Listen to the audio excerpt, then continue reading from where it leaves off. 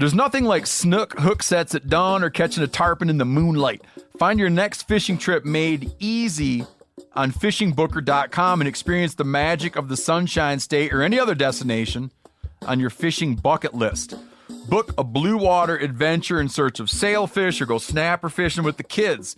With over 6,000 captains and trips to choose from, planning your next one just got a whole lot easier. Download the Fishing Booker app on the Google Play or App Store, or visit them online at fishingbooker.com to book your trip today. I'm sure a lot of you guys remember the old ceremonial hunting tradition of eating the heart out of the first animal you kill. Meat from those organs are among the most nutrient-rich foods on the planet. You can get those same benefits your ancestors craved via convenient daily capsules from Heart and Soil. Find out more at heartandsoil.co. And remember, use code MeatEater for 10% off your purchase. Welcome to the Wired to Hunt podcast, home of the modern whitetail hunter. And now, your host, Mark Kenyon.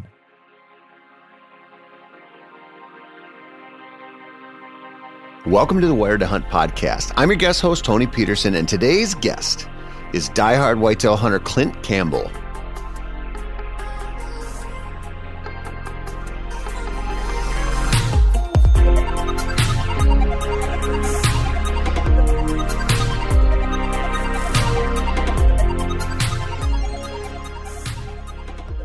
All right, folks, welcome to the Wired to Hunt podcast, which is brought to you by First Light. You might notice that this is not the voice of Mark Kenyon. He texted me to say he and Spencer were at something called Influencer School, which, again, I don't really know what it means, but he did say he was excited to watch some dude named Rob Kardashian speak. I don't know. Anyway, I hope those guys have fun down there. Today, my guest is Clint Campbell. While Campbell is a marketing whiz by trade, he also hosts the Truth from the Stand podcast and is a die-hard public land whitetail hunter. I don't know if I could name someone in the industry who scouts more throughout the year than Clint, who happens to hail from Pennsylvania, which isn't the easiest state to hunt. This episode is a wild one because it's mostly not about big bucks. I mean, we do talk about big bucks quite a bit, but it's more about hunting the late season on pressured ground and honestly focuses more on does and scrappers and just learning deer. But it's also chock full of good conversation and real world advice. So I think you're absolutely going to love it. Clint, welcome to the podcast. I think this is your first time on Wired to Hunt, isn't it? It is. A long-time listener, first-time caller. How about that? I can't believe I laughed at that cheesy joke. Yeah, I can't believe I said it, but here we are. Well, it's too late now. I'm really glad to get you on, man. You know, we've been on each other's podcasts a few times and gotten to know each other really well. And you might be the most scoutingest dude I know. Like I don't know if I know anyone who actually. I know people who talk about it a lot, but I don't know if I know anyone who scouts more year round than you do. Wow, man, that's lofty company because there's a couple guys I know that beat me on miles, but you're right, man. I put a lot of time in the timber, even in season. You know, just this past week, gun season ended here in Pennsylvania, and I went out on the last day of gun season. A lot of times, that 2-week gun period for me is a lot of resetting the clock, if you will, getting some household chores done because I'm usually just getting back from a hunting trip, and I've been grinding since mid-September for me. We're a special regs unit where I open up, and so this past Saturday, I went out just in the afternoon. I had some honey-do list chores to do, got those done, jumped out real quick, and I didn't even get into a tree. There's a couple little places that I wanted to check out that usually doesn't have really a lot of gun hunting pressure, and wanted to see if there was anything in there kind of using it as a hidey hole. So I basically just went for a walkabout for like 3.5 hours and set up. My one setup was in the middle of a stream on a big rock to see if there was anything crossing. I was watching some crossings and stuff like that. Found some rubs, some old historical signs and stuff like that, but wasn't really anything to set up on. So I just basically took a glorified nature walk, which, there's a lot of times what you have to do, especially whenever you're starting to get into late season, man, because a lot of that sign that you're seeing in the timber at this point really isn't worth a whole lot, so to speak, and it's really kind of a different ball game. You can kind of rely on some early season stuff as a starting point. But really the puzzle pieces you really kind of get a brand new puzzle this time of year. Yeah, there's just moments, we talk all the time about winter scouting and, summer scouting and all that stuff, but there's just moments during the season where if you're hunting the kind of scenario that I know you're hunting a lot of times, which is public land in PA or somewhere else, and same for me in a bunch of different states, there's just these moments or these things that happen during the season where you're like, okay, now I just know I have to figure something new out. And you can't find a bigger event than the general firearm season, typically, than that. I mean, it's kind of like, okay, there's a before and after. There just is. And a lot of people in my situation, your situation, listen to this, they're getting into this point now where it's the gun seasons they're ending and you're staring down the barrel of late season. And for a lot of us, the traditional whitetail hunting advice for late season sucks. Now, I've been complaining about this forever. Ever since I was at Peterson's Bow Hunting editing, some of those guys' articles, I'm like, this doesn't apply to us. And that's what I really wanted to talk to you about today, because I know, you're still sitting on a buck tag in PA. You got doe tags. I don't have any buck tags left, but I got some doe tags. And I really look at this time of the season like it's the hardest. It's the most difficult time to hunt. And it really requires a different kind of strategy than the typical late season advice we've been given. Yeah. I mean, to me, the two toughest times, at least in my opinion, for Pennsylvania, it might be different in some different states, but a lot of pressure in Pennsylvania, even early season, bow hunting around here, there's a lot of pressure. I've always tried to get better at early season bucks, so to speak, right? So the October timeframe, I hold guys in high regard that can consistently get it done, early October into like the lull, so to speak. And I had my best encounter during the quote unquote October lull this year. So I feel like I'm getting there in that regard. The second, the other hardest time of the year is what exactly what you said, which is that late season time frame. There's guys that I know that get it done with consistency in that time frame too, and I just kind of marvel at those guys, right? Because like you said, there's clearly a BC and an AD when it comes to bow hunting late season. It's like, before gun season and after gun season, the deer are going to be kind of pushed into those little kind of nooks and crannies that are off the beaten path that don't get a lot of pressure. And they're just not going to move a whole lot. You do get a little bit, and I don't know if you would call it quote unquote late season, but you do get a little bit of a reprieve if you're kind of fine tuned into what that secondary peak breeding date might be. Right. And so that's like my last kind of, not my Hail Mary, but that's the last kind of movement that I'll usually kind of count on. And it really just comes from scouting and paying attention to annual trail camera data, knowing what places actually do turn on during that second peak breeding date. And I have maybe two spots that I know that historically have turned on for me around that date. And I know what that date is around here because I'd see a flurry of camera activity right leading up to that date. And then actually when I was in the timber last year to actually try to capitalize on it, I had some good, just movement around me, nothing that I was going to pull my bow back on, but it just kind of confirmed that date is legitimate and that time frame is when I need to be in those particular spots if I'm going to capitalize on it. So that's kind of my game plan, man. And then what you were talking about, which is just, trying to find those overlooked places and not going to be relying on food sources because I don't have any, and really just hunting deer. That's really what it comes down to for me in late seasons. Like, I just want to be around deer. If I'm around deer, then I'm gonna eventually be in the game for late season. So before we move on to that, you actually try to take advantage of the second rut and see if you can put something together when the fawns come into estrus or the does that didn't get bred, they swing back around. Yeah, I do. I used to really not pay a whole lot of attention to it until probably 2 years ago is when I really started kind of like watching my cameras, so to speak. A good buddy of mine, Greg Litzinger, is a guy who has used this date historically, and I kind of picked it up from him. And then I just started paying more attention to it, on cameras the first year. And I was like, okay, I saw some activity. I was like, well, let me see if next year I can try to capitalize on it. So last year I went out and actually hunted in and around that time frame and just saw a lot of activity. Now, not every spot, I focus a lot on scrapes. I'm a scrape hunter during the rut. That's what I like, or pre-rut, that mid-October to late October, beginning of November time period.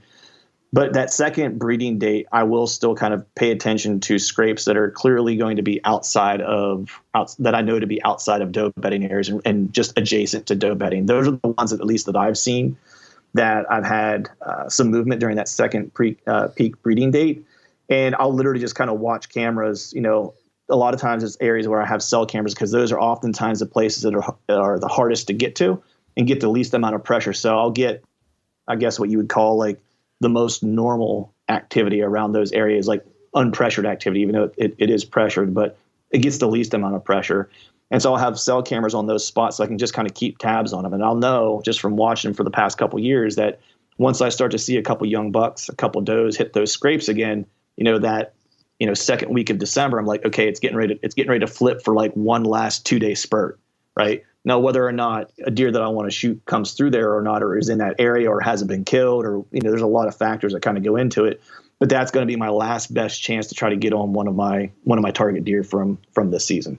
Yeah, that second round is a weird one because I've noticed the same thing when I leave trail cameras up, that you'll see those bouts of activity tied to, I would say here it's probably been the second week of December would maybe be the most. I've never like pinned it down probably the way you have, but that's one of those things you kind of hear people talk about a lot, and it's really a fleeting thing if you're not tied into it. Like you would be probably, you'd be well off to pay attention to it, but also to just be like, okay, well, if I'm going to spend some time hunting now, I'm going to spend it around this time frame and maybe just get lucky.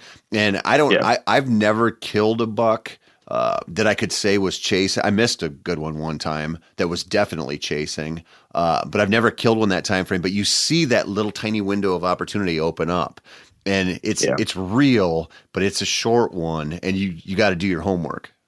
Yeah, and put it this way, I'm not pinning my hopes and dreams on it, so to speak. It's one of those things, exactly to your point. It's like before I get into that full-on late season mode where I'm going to really have to go back to kind of bed hunting to a degree, right, and being on top of them or getting into an area and getting in the morning and catching them on their way back to bed, but still having to be set up close to to their bedding area. This is the last opportunity to kind of capitalize on any type of, what I'll call like abnormal movement, right? To where they're going to potentially make some mistakes, right?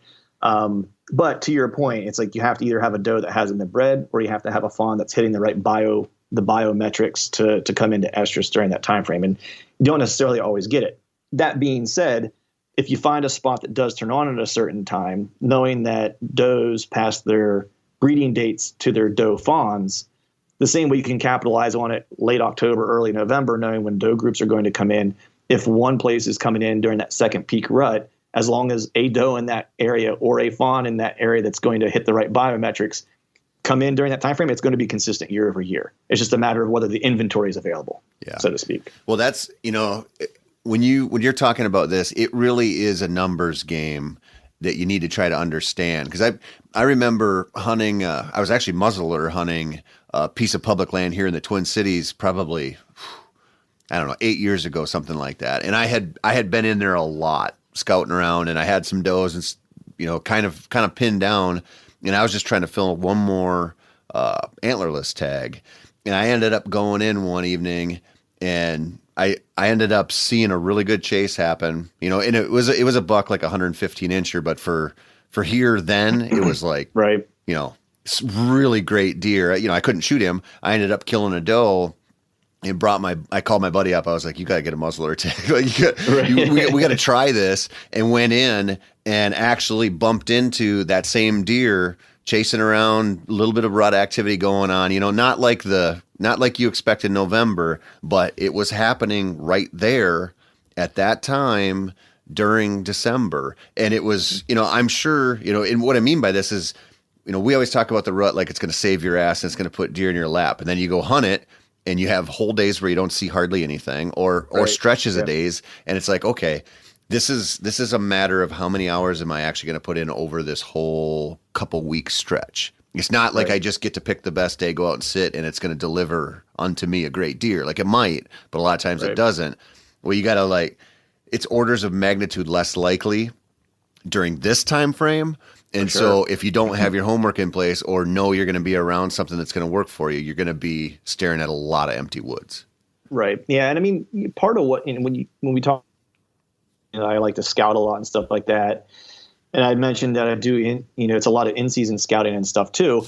It's like, I've gone too often into late season holding tags still. So I actually start kind of formulating game plans as I'm working through October and or November. Now, November, I'm usually gone for most of November on a trip somewhere. So it's a lot of October scouting. And what I mean by that is that kind of looking and paying attention to where I'm finding deer early in the year and knowing that, okay, these are kind of like they're kind of locales for that, early mid-September through like October timeframe, whatever the case is, that early season kind of like core area that they want to spend time in.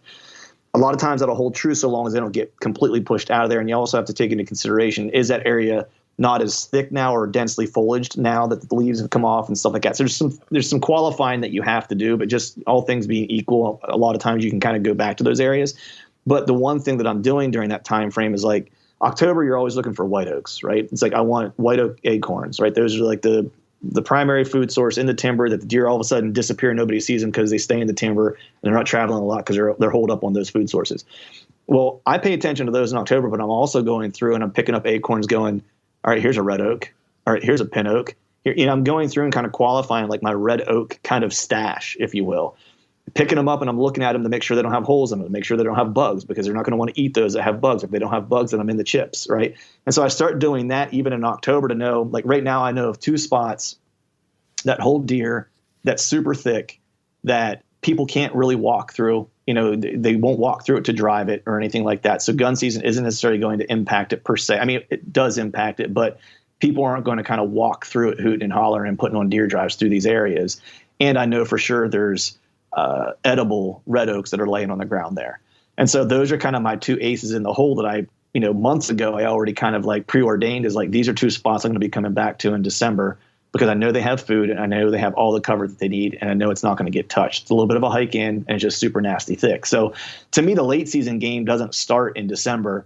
It almost starts, in October, kind of making a plan for what you might need to run into when you hit that December timeframe. Yeah, that oak pattern is a good one because we don't hardly ever talk about that. All the emphasis is on white oaks, and then when you get into the late season, like we joked about earlier, the emphasis is on destination food sources, right? Like where's that cut cornfield? Where's your food plot? Whatever. But you have to work with what you have available to you, and that pattern of all the animals out there vacuuming up all the white oaks, or the white oak acorns if they're available, and ignoring those red oaks until they don't have a choice is huge. And it's so obvious when you see them get on that pattern during the late season, because you just go, holy shit, it looks just like it did in October, except now there's snow on the ground or the concentrations on different trees. And it really makes you realize like, okay, you can kind of play this. This is like a destination food source in some ways too. It just might be like 100 yards from where they've been bedding all season long. It's not going to be just that super easy to figure out typical ag type of source. Right. And the other thing too that people need to kind of think about for late season is that, it's certainly a food game, but you're still looking for multiple things that come together to kind of tip things in your favor. You'll talk to guys who are really good rut hunters or just, good hunters in general. If they're breaking down a piece of property, they're oftentimes looking for, multiple things come together. So either multiple terrain features that are dumping into an area that create a thermal hub where a primary scrape is going to be laid down, right? You're kind of looking for all these things that kind of connect, because now you've got 4 pieces of the puzzle, so to speak, as opposed to just a scrape randomly out in the middle of the woods that you're going to end up hunting. Well, it's like, well, why is it there? If there's not a multiple things or multiple trails kind of leading to it, it's probably not a great setup. To me, it's the same thing when you get to late season. It's like, well, how many things can you stack in your favor? Like, how close is the bedding cover, right? Do they have to hit this food? Do they have to ever expose themselves? If so, it may not be the best setup. Is it close to thermal cover, right? Like something on the outside of like a hemlock patch or something like that. Some killer, red acorn drop outside of a hemlock patch. Like those are the types of things, along with like some type of terrain feature that's kind of moving deer in that specific direction. Like you're still looking for those types of things. It's just the puzzle pieces become a little bit different, and that's one thing that I think I've picked up from, I mean, he's been on this show in the past, was Johnny Stewart. Johnny Stewart's probably one of the best late season deer hunters that I've ever met. The guy, he actually loves late season. It might actually be his favorite time to hunt. And so all these little things of like, looking at the red oaks to make sure they don't have bugs, and making sure you're kind of paying attention to thermal cover and how it stacks up against food. when you're walking through an area and you're scouting, you might be close to some bedding cover. Maybe you don't have a ton of red oak acorns around, but it's the best security cover and maybe the best thermal cover. Paying attention to what they're nipping. You know what I mean? At that time of year, are they nipping the greenbrier? Are they getting, birch bark or whatever the case is? And how fresh do those nips look, right? And so those are all the things I'm kind of looking at whenever I'm walking through an area in late season, because if it's greenbrier and it's been nipped, but the cover's not fantastic and the edges are browned, they probably were there either a few weeks ago or a couple months ago and nipped that off, right? But if it's still kind of green and it looks like it's relatively fresh, well, it's like, all right, you might be in the game. They're either passing through and browsing, or they might be bedding close by. That's when you just have to kind of understand what your bedding layers are in that particular area. Yeah. Let's back up a second, because you said something that I kind of live by for late season. I look at it like from the scope of their survivability, right? Like every decision they're making is about their survival. And I know this seems simple, but if you think about, okay, well, food is number one, right? That's what we kind of think. Well, they got to eat. Yeah, if they don't eat, they're going to die. And a lot of the traditional hunting advice comes from a place where the other survivable factor, or the surviving factors, not that big of a deal, right? Like if you're hunting a place that has no hunting pressure and you can control it, then food is going to be their number one driver, because that's what they need to survive to make, recover from the rut, make it through the winter, blah, blah, blah.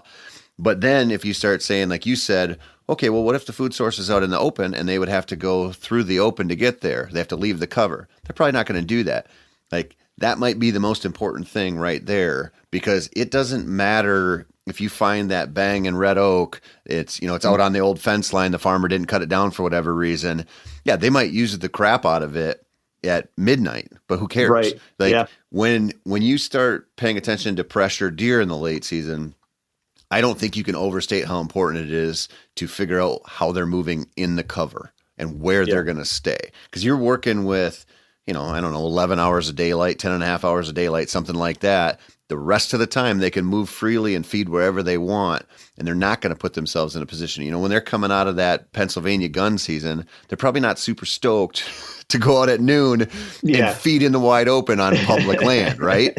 And so I think you got to kind of frame – if you're in season scouting right now, you're planning on trying to fill a buck tag, doe tag, whatever, and you hunt where there's a lot of pressure, even if there won't be a lot of pressure in the late season, but there has been a lot of pressure, you have to really operate under the assumption that those deer are going to stay in that cover during daylight, even if it gets to 20 below, even if the conditions mean it should be perfect deer movement, it probably won't happen in the wide open. Yeah, and just to piggyback off that, man, it just made me think of, and I just want to caveat some of this stuff. It's like a lot of the stuff that I know about late season, I've either learned the hard way by screwing stuff up, or I've been really fortunate to have some really smart deer hunter friends like yourself, or talk to guys like a Johnny Stewart or a Don Higgins or whomever, right? And just paying attention to when they speak about things and starting to try to figure out, well, what does that mean, practically for what I'm seeing whenever I'm out doing, when I'm hunting late season or whatever. And one thing that's always stuck with me was something when I was talking to Don was just, Don has spent a lot of time. He had a captive deer herd for a long time and watched deer and how they kind of acted and stuff like that. That's where I picked up that kind of doe estrus state that they pass from their doe to the doe fawns. And that's why you get that consistency around those family groups and stuff like that. And the whole notion around food is a little bit misleading. And when I was talking to him, it made sense, because essentially a deer's biology works in the way that, so biology kicks in September, and the testosterone for bucks ramps up, and it forces them to move. People say, the October lull happens, and data has proved that incorrect, right? When you look at how often bucks move, their movement increases from like the summer through basically the end of roughly mid-December, right? And then it kind of starts to ramp back down. So biologically, at the same time, deer are geared to survive. That's why they're such incredible animals. They can survive the harshest conditions and being chased by some of the biggest apex predators, especially when you get out into Idaho and places like that, where they're dealing with grizzlies and wolves and harsh winters. Their metabolism actually slows in the winter. They actually have to eat a lot less in the winter when you think that they need to eat to refuel calories than they do in October. So their metabolism actually slows and allows them to stay bedded for longer, and to basically stay in security cover longer and almost go into a form of pseudo hibernation to a degree. And so, that's why you'll see a discrepancy. And I don't have, and a lot of public land hunters don't have, picked bean or cut bean fields or cut corn fields or whatever to go hunt. But if you ever drive by and during late season, you're like, man, there's only a couple deer on that field. You would think it's late season. They all need to be eaten. Not 100% true. However, if you're looking at a storm coming through, a lot of times you'll see them get up on their feet, like either right before a storm or actually in the middle of the storm because they're reluctant to move until they absolutely have to. And that was one thing I learned from Don. It was basically the nastiest, the worst, the most harsh conditions that you can possibly get. So I want snow, a little bit of rain, 30 degrees, 20 degrees, whatever it is, wind blowing 15 miles per hour. That's the best day to see deer on their feet having to go feed and make themselves vulnerable because the conditions are now dictating that I need more calories because the conditions have now changed. My hibernation mode is only going to get me so far, right? But whenever you have, say, average temperatures for that particular area and the weather conditions are kind of average, you're going to see a lot less movement on average driven by food, which makes it that much harder because food isn't quite the driver that people want it to be or want to think that it is for late season, just for no other reason than deer biology. Yeah. Well, and I think that's partially a symptom of what we've been fed, because if you give deer easy, safe food to get to, they're going to go take it. All animals will. They don't turn down easy calories, but out there where those easy calories don't exist, they're going to default to survivor mode. And that comes in that form of not moving as much as we think. And so, you turn on the Outdoor Channel or you read, some of these articles and you go, okay, well, every deer, you can watch huge bucks die in late season food plots all night long if you want to on YouTube and the Outdoor Channel, and they'll be surrounded by 50 deer in one spot. And I think it's easy to kind of internalize that and just assume, like, look at how powerful of a driver that hunger is. But you're looking at a petri dish. Like, it's not, this is an experiment. This is not how it's probably going to work on that public land in whatever state you're hunting. And so you really have to be aware of that. Yeah. I think one of the other, things that people, I don't want to say make a mistake, but that they make it harder on themselves than it needs to be is that I don't want to say that they're swinging for the fences in late season, but I think your methodology overall has to kind of change to a degree. And, I kind of use this methodology even when I travel out of state during, pre-rut or rut, because a lot of times I'm freelancing. Like this year I went to Kansas. I was never in Kansas until I crossed the Kansas state line this year. And so just kind of went in completely blind. But this is something I kind of, picked up again from another guy that I talked to. He hunts the Adirondacks a lot. So New York, big woods, lots of gnarly kind of harsh conditions and stuff like that. And one of the pieces of advice that he gave me, and I think it holds true for late season, is that whenever you're hunting those areas that are really kind of tough, you really first step should just really be to get in deer. Find deer in general, right? Like, don't be so picky as to like, I'm going to try to find this particular buck. Cause after gun season, and if you don't have trail camera inventory of knowing that he's alive, he may or may not be there. Right. So can I just find where deer want to spend time? Right. So whether that's in the snow, cutting some tracks, finding where, backtracking them in the snow to figure out where they're congregating and spending time. Like, to me, that's really kind of step number one. Can I even just find where the deer want to spend some time post gun season, late season? That will help me kind of understand where the thermal cover is, because it might lead me to that. It might also lead me to what is their quote unquote primary food source for that time of year. It may not ever be a primary food source any other time of the year, but just getting yourself around deer, getting some sightings, not only will it, I think, put you in a better position to have the type of encounter that you want to have, but I think it'll do a ton for your psyche, because that time of year, man, it's a drain. Like, you're walking out knowing that your chances of success are less than they usually are, and they're 1% throughout the rest of the year. Yeah. So it's diminished even further at that point, So I think even for your psyche, it does a lot just to go find deer first, and then kind of start to make a plan from there.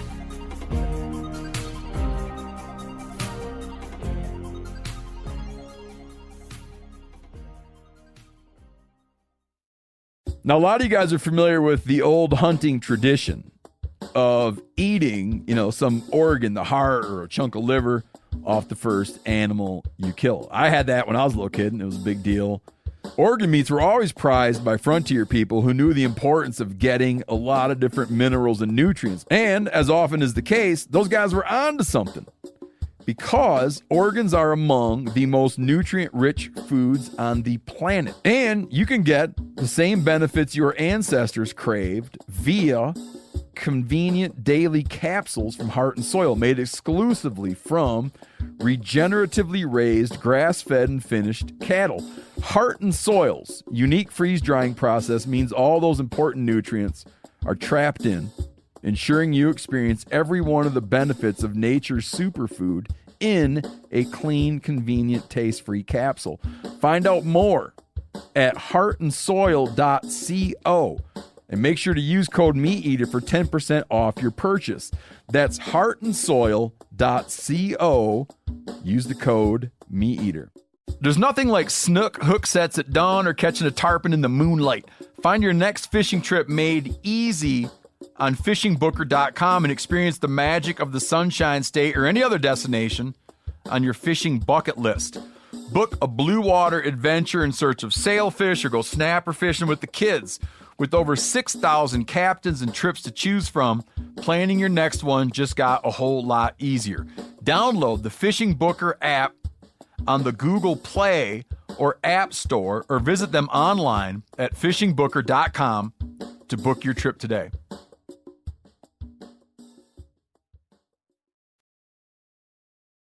So let's talk about that, because I've been preaching about this a lot lately, about learning to find deer concentrations first.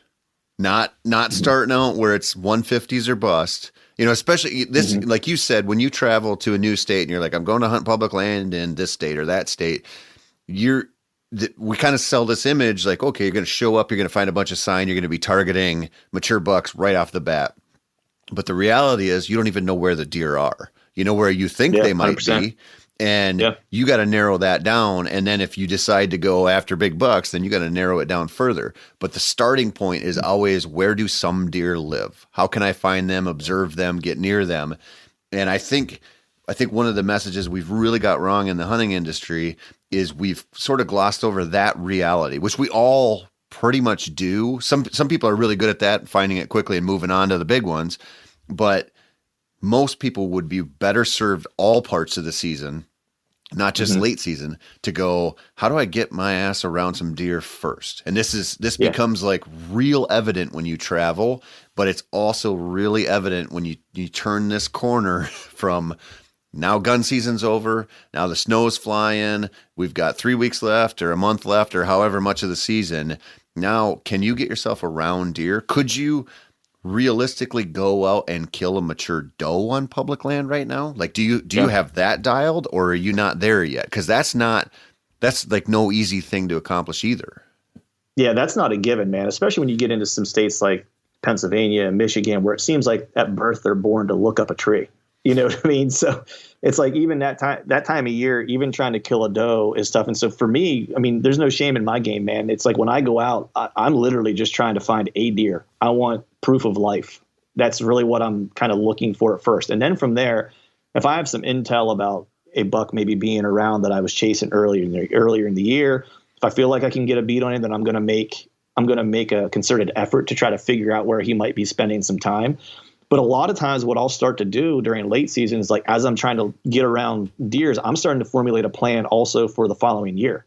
Like I'm a working guy like everyone else out there, man. I work a 9 to 5 like everybody else. And so I try to double up on, what I get out of a trip or out of a scout, out of a hunt as much as I possibly can. So when I'm hunting, like I was saying earlier, when I'm hunting / scouting an area in October, I'm already thinking about what I might be able to take from this spot for a late season hunt, because I don't have time to come back out and do it again. And then whenever I'm hunting during the late season and just trying to find where deer are at, because again, like I said earlier, in some instances, depending on like the variables and stuff like that, what you find in late season could also be relevant to what you might need to know in that mid-September, early October timeframe.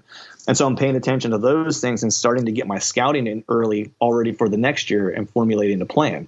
And so I'm always trying to double up and be as efficient as I possibly can. But, I think for most people out there, man, just trying to get on deer and kill does on public land and fill some tags, and just get some confidence in knowing that you can locate deer when the chips are down, not just for hunting late season, but it also builds confidence whenever you decide to travel and stuff like that. Because you're ultimately, when you know, a lot of people have aspirations to go travel, and more people are traveling now than ever before, and that's great.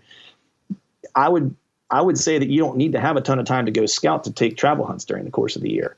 You know, if you get comfortable with freelancing, and part of that is like taking some of these challenging times of the year, like late season, and having to build a plan on the fly to try to find deer. That same approach you can take and port over to a pre-rut hunt or a rut hunt in Kansas or in Ohio or in Iowa or wherever it is that you might want to go.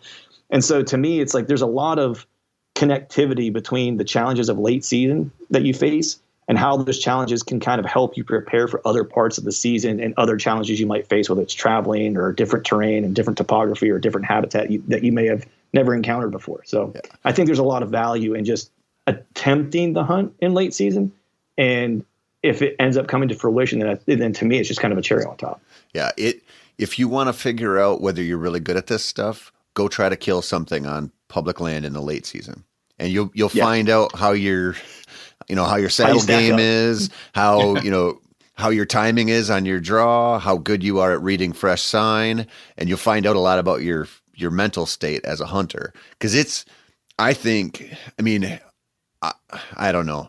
I think that most of the places I hunt, I would have a much easier time killing a really big buck in September or October on those public chunks than I would have targeting any deer right now and getting it done within the next couple of weeks. Like literally opening my aperture up to include every deer as a shooter, because it's a different ball game out there. And one thing that you mentioned there that I really believe in is, like this might not be the most appealing time for a lot of people to go out and hunt. And I get that. Like, the season's winding down.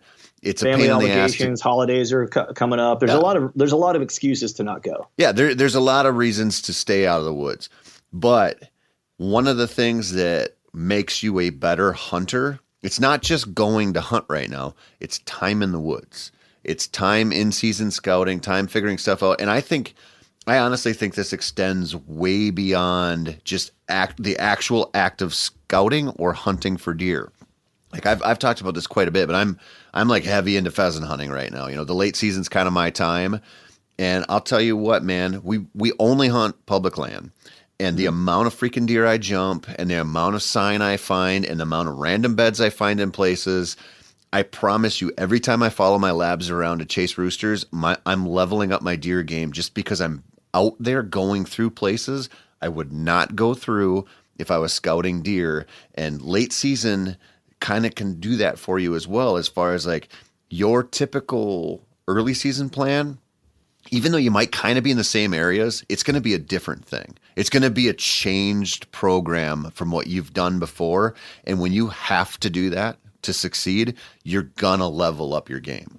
Oh, 100%, man. As you were saying that, the thing that came to my mind was that late season is just, whether you're successful or not, to kind of push through late season is 100% will. It's willpower. Like, can you grind through the sits? It's going to be cold. It's going to suck. You're not going to see a lot of deer. You're probably going to question your setups most of the time, right? Because you're probably not going to see a lot of deer. Your entry and exit has to be stealth.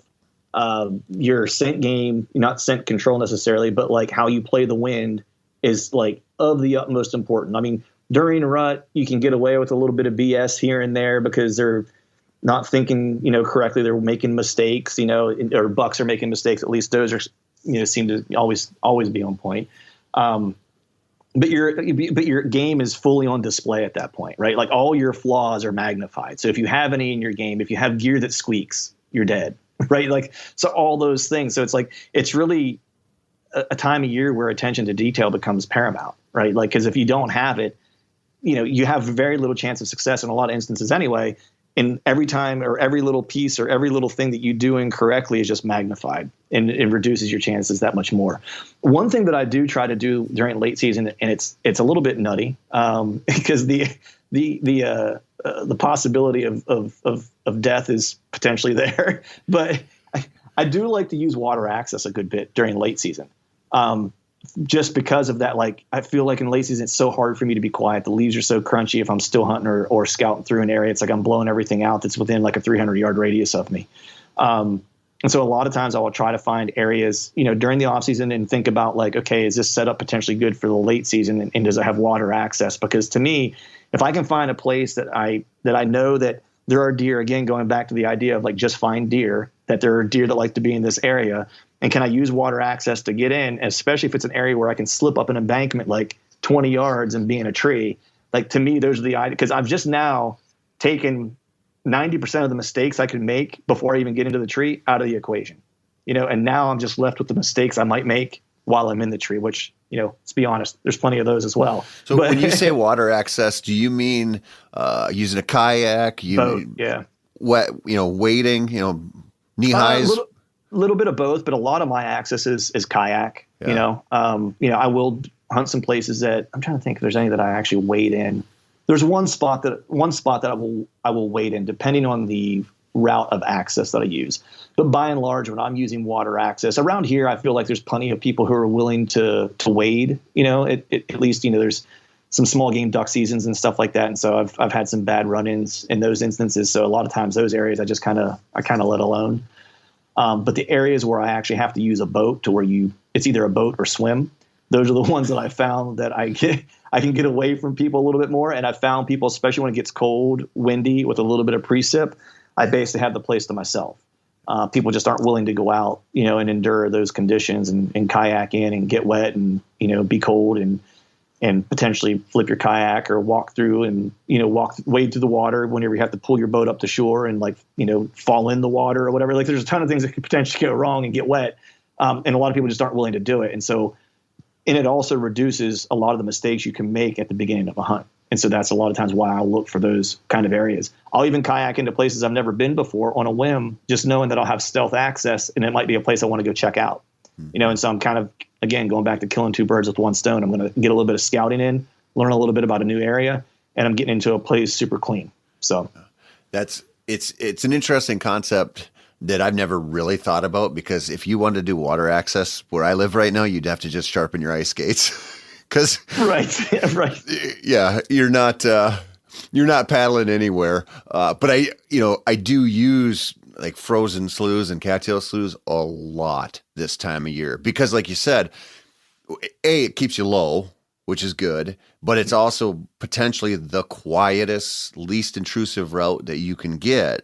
You just got to be a little careful so you don't fall through, because that sucks. But it is an option. And the one thing about that when you talk about taking a kayak out, we should just say this: please be very safe. Anybody who's considering that, because cold water, life jacket's a must. Yeah, you got to have. Yeah, just don't do something stupid to get yourself hurt. Like, there's been plenty of times where I've wanted to go out, but the wind was just so bad where I was like, you know what, it's not worth it. It's like, winds ripping 25, 30 miles per hour across the water. I'm like, you know what, I've got a little F10, kayak, or it's like a 10-foot kayak or whatever with a little trolling motor on it that I use to get in and out of places and stuff like that. And I'm like, you know what? Yeah, there's some white caps out there today. I don't think this is going to work for me real well. Let's just go ahead and call it. Let's walk in somewhere and, maybe I don't kill something today, and that's just fine. I get to go home. So that's the most important thing. Let's leave the chest thumping badassery to the Western hunters. Yeah.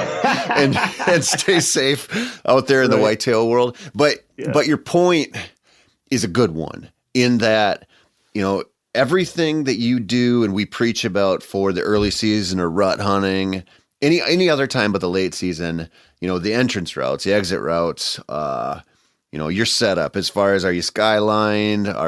How's the wind for you? All of these things that we worry about, and these little details, I guess they're not little, these details of the hunt that we really try to shore up because we know they stack the odds in our favor. They're just laid bare in the late season.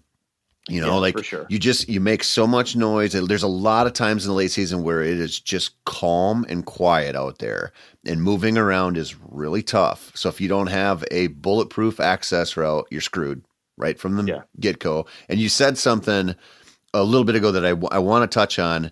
You're talking about, bucks being on their A game, and then you said does, and you said something to the effect that does are like always on their A game.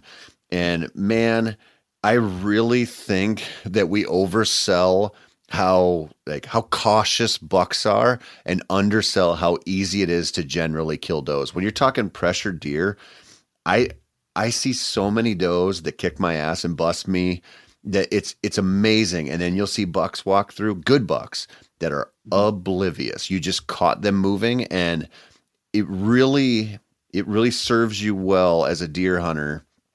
If you love to eat venison because you're going to target more does, but just to round yourself out a little better, to kind of like not just focus on the trophy buck thing, or not just focus on the buck of a caliber that you aspire to. That's all well and good.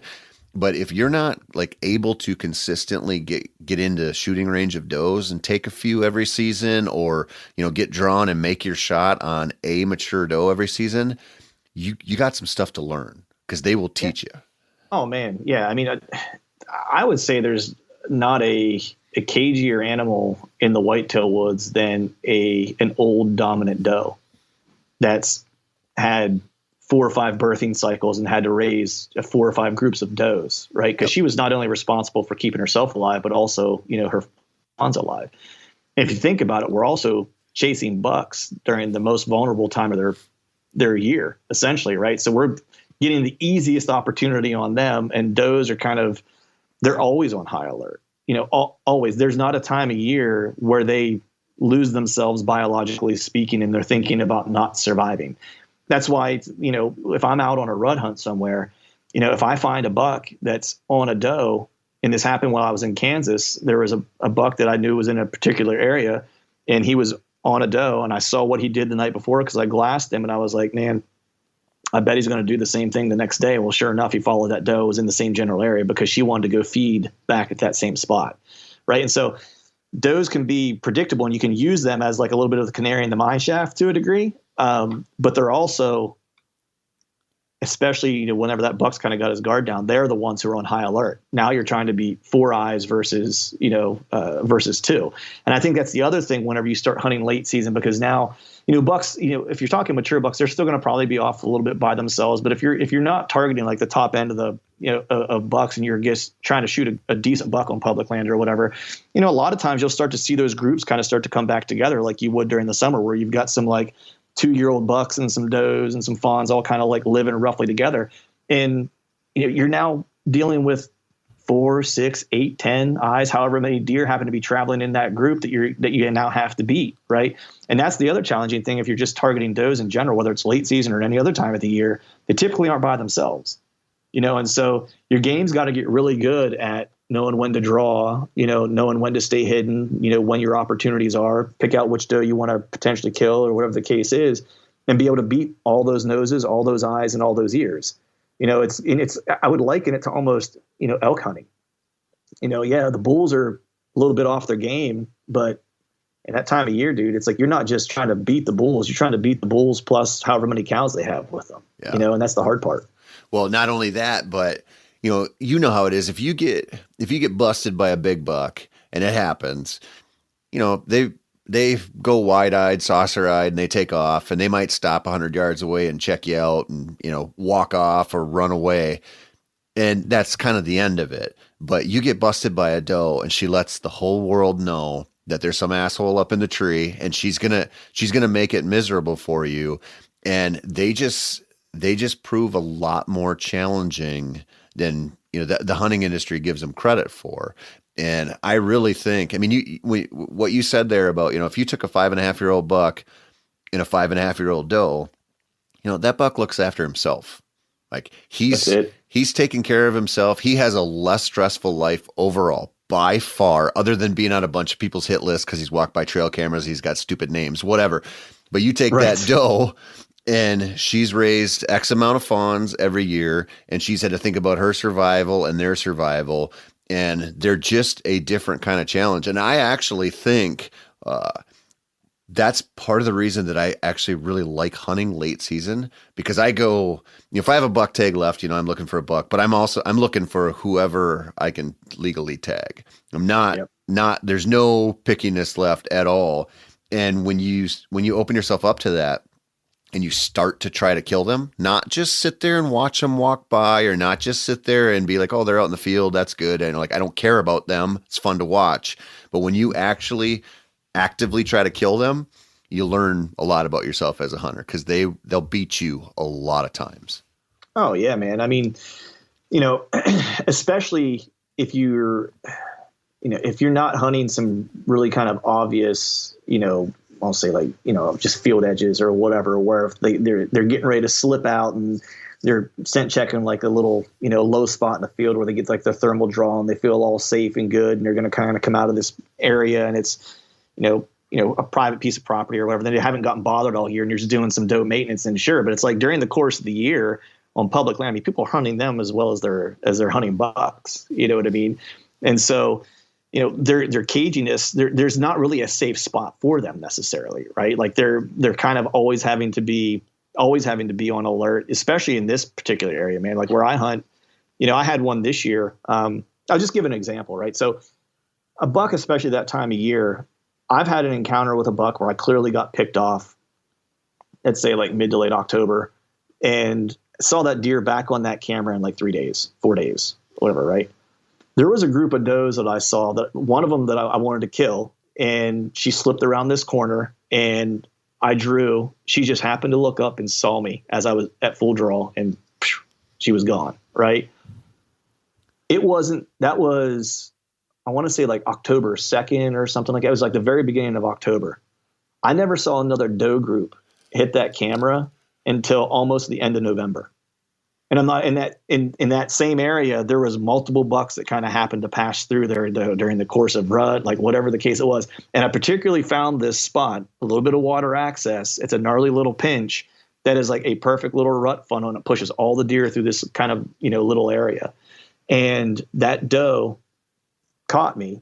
And not only did she avoid that area entirely, but the does that were with her avoided that area entirely for the better part of almost 2 months before I got. Now, I'm not saying they didn't come on the backside, but that's just kind of like proving the point. It's like they did just enough to skirt that particular area because they had one bad encounter there. Yep. Where I've had bucks have a bad encounter, and as long as it happens during the right time of the year when they're a little bit vulnerable, you can get away with a good bit. With does, like you just can't. Like they're just not going to let you. They're just not going to let you do it. Is all there is to it. Yeah, and this is something, and I totally agree with you. I could talk for hours on the amount of times I've targeted does and got my ass kicked. I mean, I had one experience here in the suburbs of the cities. This was a private piece, a little private piece surrounded by a whole bunch of little private pieces. And so the density of hunters is really high there because everybody's got 20 acres or, and there's bow hunters, gun hunters on every property. So these deer get hit hard, and, it's close to 1 million people. So they're not easy deer, but this property had one little kill plot on it. And there was a doe group, this lead matriarch doe. She was like real identifiable because she was a great big old doe, long nose. And she would pick me off every time I'd hunt. If I saw her, not just hunting that little food plot, but hunting that property, she'd get me. And so I'm like, I'm killing this doe. Like this is like my target deer for the year. And I put up blinds for her. I put up stands for her. And that doe got me. She beat me. She just beat me every time I hunted her. And I had her close. I almost got drawn on her once. She busted me, took off. I mean, it was just like one of those deals where I'm like, I've never dealt with a situation like this with a really like a good buck that I had like this much experience. And I'm like, this son of a bitch lives here. I know where he's going to go eat. But this doe, I'm like, she lives here. She's got fawns. I've seen her. She's been here a couple of years. Like I know this deer, and I couldn't kill her with my best efforts. And what it really makes you think, and this whole late season conversation is there's no way that easy makes you good. And so, and in the hunting industry, we promise easy a lot, right? Like we sell products, and we do. I'm as guilty as anyone. Believe me, I understand it. We promise get rich quick, but the reality is, when you look at the badass hunters out there, they're choosing the difficult hunts. They're putting themselves in a situation to hunt harder deer because they get better, and then when they start killing some of those deer, they start to get really good. And so, if you're thinking, well, man, I don't have any bucks left, or I don't have any place, that's worth hunting for bucks in the late season.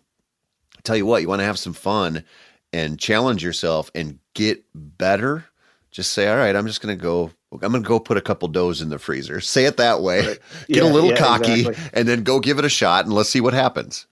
Yeah. I mean, I think too, something you hit on there was just like the way to get better is to do hard things, right? Is if I were to summarize it.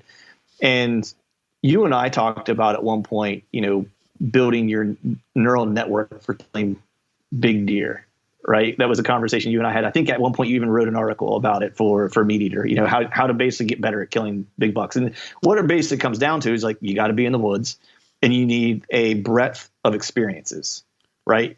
And sometimes you need to have those really kind of challenging experiences that shape you. And for me, late season somewhat is kind of freeing, whether we want to admit it or not. We all experience some form of pressure probably, during the regular archery season, gun season, whatever the case is. People watching social media, it seems like everyone's killing a big buck except you or whatever the case is. Which can, mount to some pressure and some anxiety and take a little bit of the fun out of it. Late season for me is kind of like one of those things where, I treat it as there's no expectations. At this point, right before gun season, just because there's going to be more hunters in the woods, has a more opportunity for them to, grow legs. I typically go out and pull all my cameras. So whenever I go back out for late season, I literally don't know what deer is in the area with the exception of maybe like one or two of those cell cameras I have placed in like really hard to get hidey holes. And I'm going to watch for that second peak, breeding date or whatever. Aside from that, it's almost like hunting brand new areas that I just have some information about the terrain and the topography, but I don't know anything really about the deer herd for that time of year, like who's available, who's not available, et cetera. And so to me, it's a little bit freeing because I can take some swings and misses and it doesn't feel as damning. Like I feel a lot worse during October when I know I've got like a particular deer in an area and I've figured him out and he should be here at this time. He likes this wind and I go set up and I either don't see him or I see him and don't get a shot, right? Like that feels pretty bad. And most people probably experience that. What I don't mind and don't feel bad about is challenging myself with very little information and just saying, you know what, today I'm going to go get better. I'm going to do something that's going to be really hard. And at the end of the day, I'm either going to come home with something in the bed of my truck or I'm going to come home with the tags that I left with, but a whole lot smarter than I was whenever I left. Right. And I think if you start to frame things like that, because that experience is going to make me better next September, next October, next November, because I don't know how many times on a hunt where I've drawn from an experience that I had 2-3 years ago. You and I talked about this, where it's like maybe I saw like a piece of topography that was like, oh, man, I saw this somewhere and I hunted it like this and the deer should do this. And this is what the thermal should be doing here. It's like you said before, like there's no better teacher for deer hunting than just spending time in the woods. There's no pill, there's no silver bullet, there's no special spray that somebody can sell you that's going to make you better at it.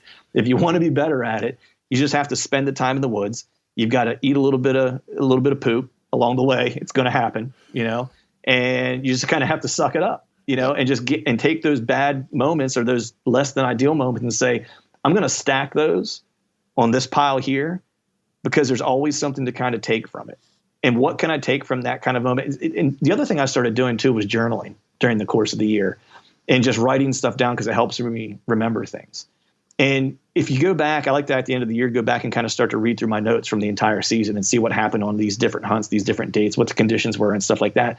And I'm always able to kind of go back and in hindsight, because it's the whole Monday morning quarterback thing. Hindsight's always 20/20, right? I can now go back and kind of the mistakes I made are now super obvious when I go back and look at it again later, right?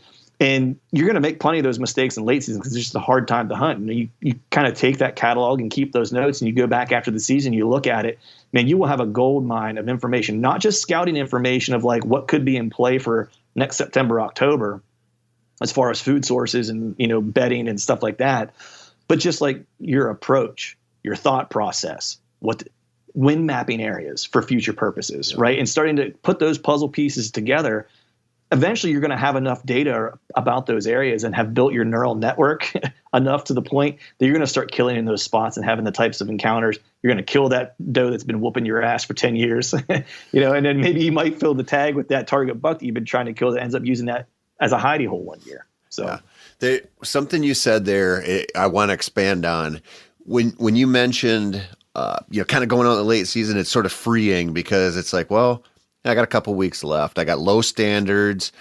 What you're also saying is I expect to screw up and I'm okay with that. Mm-hmm. And I think this is one of the secrets to public land hunting, that especially going to a new state or a new chunk of public land you've never been to, where you're like, I got 4 or 5 days, 6 days, whatever, that people don't really realize happens to them.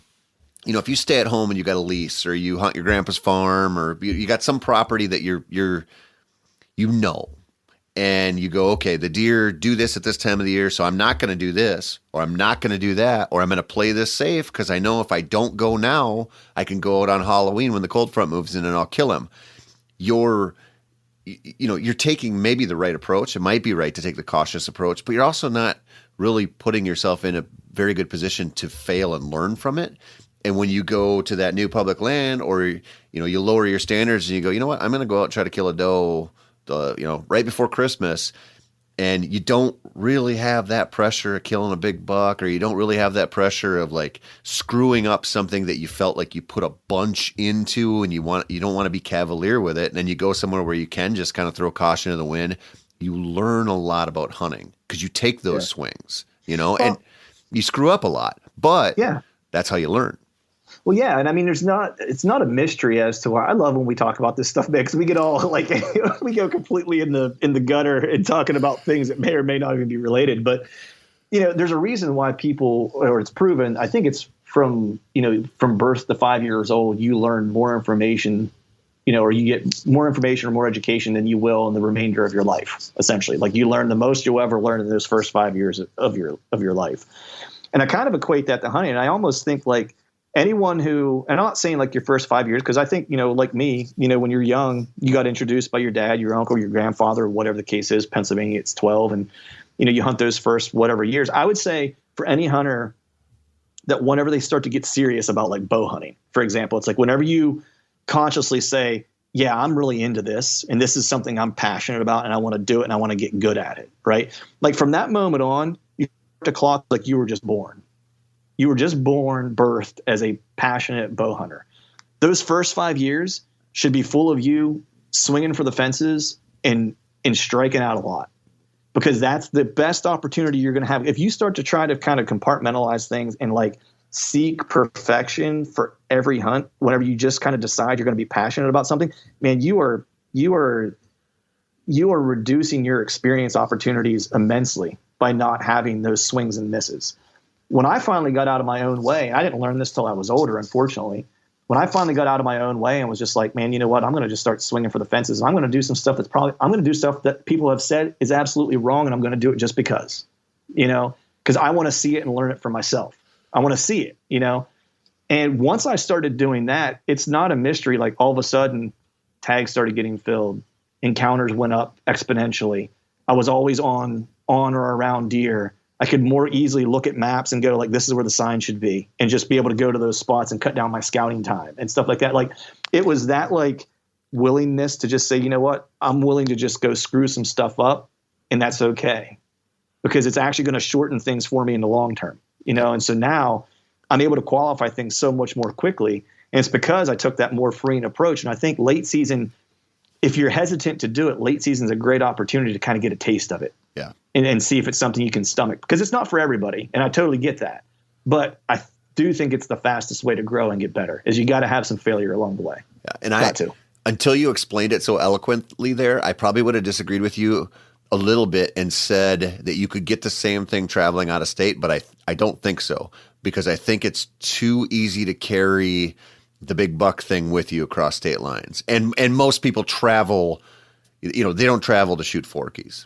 Most people don't. And so I totally agree with you now. You totally convinced me that this is probably the best path to do that. And I do think there is a parallel to some extent traveling, at least from the perspective of not giving yourself an out, because I'm sure you've seen this too. But you go to whatever state, I don't care what it is, and you're in a campground and there's some other hunters in there, pretty common scenario, right? And they swing through and talk to you, you talk to them, whatever. And I've been to so many situations like that where I've talked to people and they'll be like, yeah, we've been here 3 days and haven't seen a deer yet, or we've been here, 4 days, and we're just like glassing, trying to find the right one. And they're not hunting.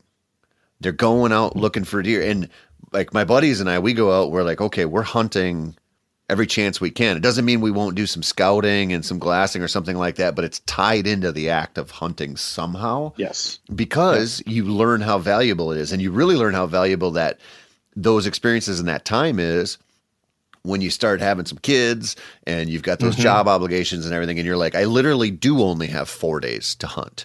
And so am I going to burn one kind of messing around trying to run trail cameras when I've only got 4 days? Or am I going to waste a second? Probably not. And, I think as you get older, you realize like, man, the more I put into this, the more I'm going to get out of it. And that kind of situation really kind of, it just contextualizes it. Like it makes you realize like, okay, this is what's important about hunting. Like this is how I kill stuff and this is how I get better. You get a taste of that traveling, and you certainly get a taste of that when you go out and hunt pressured deer in the late season.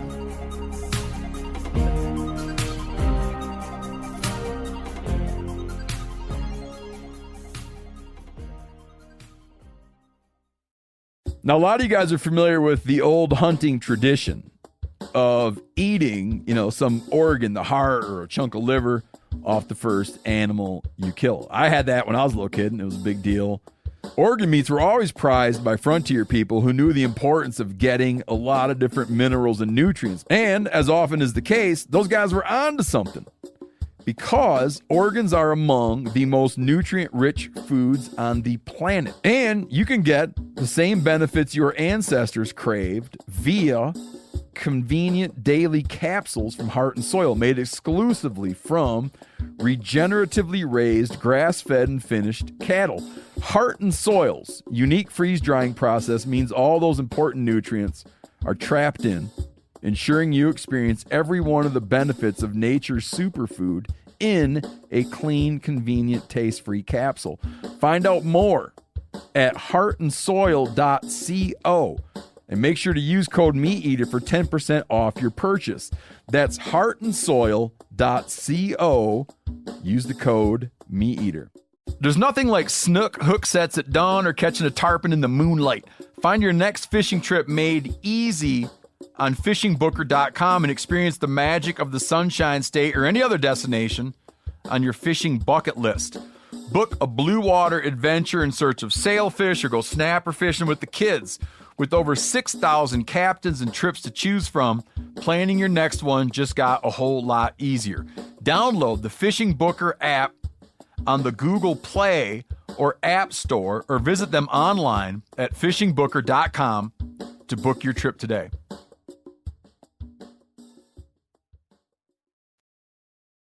To piggyback on your traveling piece, I think that like once you start to get like, I'm not saying don't do it like earlier, do it whenever you want to, but for me it was, that was kind of like the big, test to a degree. It was like I had this kind of freeing experience and was making some mistakes and kind of willingly doing so.